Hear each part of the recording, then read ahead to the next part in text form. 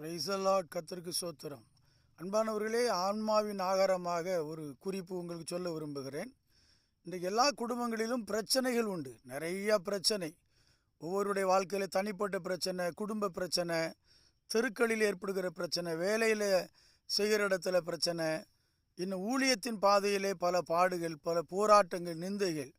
இப்படி பார்த்தீங்கன்னா கணக்கில் அடங்காத பிரச்சனைகள் இருக்கிறது. இதைத்தான் தாவீது சங்கீதம் 3 சொல்கிறாரு, என்னை விரோதிக்கிறவர்கள், என் சத்துருக்கள் என் தலைமயிரிலும் அதிகமாக இருக்கிறார்கள். இந்த மாதிரி தான் அவருக்கு அன்னைக்கு தாவீதை விரோதிக்கிறவங்க வீட்டுக்குள்ளேயும் இருந்தாங்க, அவருடைய சொந்தத்திலையும் இருந்தாங்க, சொந்த பந்தத்திலையும் இருந்தாங்க. அப்புறம் நீங்கள் பார்த்தீங்கன்னா அவர் யாரெல்லாம் நம்பினாரோ, யாரெல்லாம் அவருக்கு நல்ல ஆலோசனை இருந்தார்களோ, ஒரு காலகட்டத்தில் அவருக்கு விரோதமாக செயல்பட்டார்கள். அன்பானவர்களே, இன்றைக்கி நம்ம வாழ்க்கையிலே யாரையும் நம்ப முடியலை.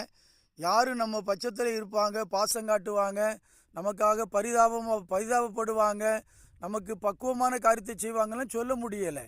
ஆகவே பிரச்சனைகள் வாழ்க்கையில் அனுதினம் வரும்.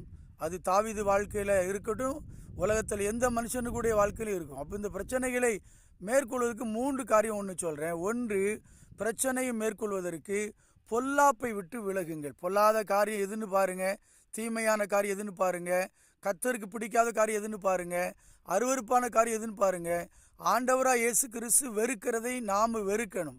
அவர்தான் பவுல் சொல்கிறாரு, தாவீது சொல்கிறாரு, ஆண்டவரை உம்மை பகைக்கிறவர்களை நான் பகைக்கிறேன். எப்படி பகைக்கிறான்?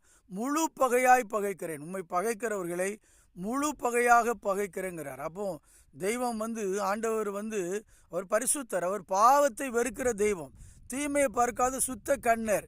அப்போ அந்த மாதிரி துன்மார்க்கனுடைய ஆலோசனையில் நடவாமல், பாவினுடைய வழியில் இல்லாமல், பரியாசக்காக இடத்துல உட்காராமல் அந்த அனுபவத்துக்கணும். 2வது, பிரச்சனைகளை மேற்கொள்வதற்கு நீங்கள் பொறுமையாயிருங்கள். பொறுமையாக இருக்கிறவர்களை பாக்கியவான்கள் என்று சொல்லுகிறோம். 41 சங்கீதத்தில் தாவீது சொல்கிறாரு, பொல்லாத ஆண்டவருடைய சமூகத்தில் நான் காத்திருந்தேன், கர்த்தருக்காக பொறுமையோடு காத்திருந்தேன், அவர் என் பக்கமாய் சாய்ந்தேன் கூப்பிடுதலை கேட்டார். அப்போ பயங்கரமான குழி, உளையான சேற்றிலிருந்து தூக்கி எடுத்து ஒரு உன்னத அனுபவத்தை தந்தார். அப்படின்னு ஆண்டவர் சொல்கிறாரு, பொறுமையாக இருக்க கற்றுக்கொள்ளுங்க. 3வது, பிரச்சனைகளை நீங்கள் மேற்கொள்வதற்கு பொறுப்பாக இருங்க. உங்கள் கடமை என்ன? தன் வேலையிலே ஜாக்கிரதையாக இருக்கிறவனை கண்டாயானால் அவன் நீசருக்கு முன்பாக நில்லாமல் ராஜாக்களுக்கு முன்பாக நிற்பான். உங்களுடைய டியூட்டி என்ன? அடுத்தவங்க பிரச்சனையில் உங்கள் மூக்கை விடாதீங்க. வழியில் போகிற நாய் காது இழுக்கிறவன் யாருன்னா தனக்கடாத வழக்கில் தலையிடுகிறவன். அப்படின்னா பொறுப்பு என்ன? உங்களுக்கு தேவன் கொடுத்த கடமை என்ன? அந்த கடமையை, பொறுப்பையை கண்ணுங்கருத்துமா செய்யுங்க. பிரச்சனைகள் மாறும், தீரும்.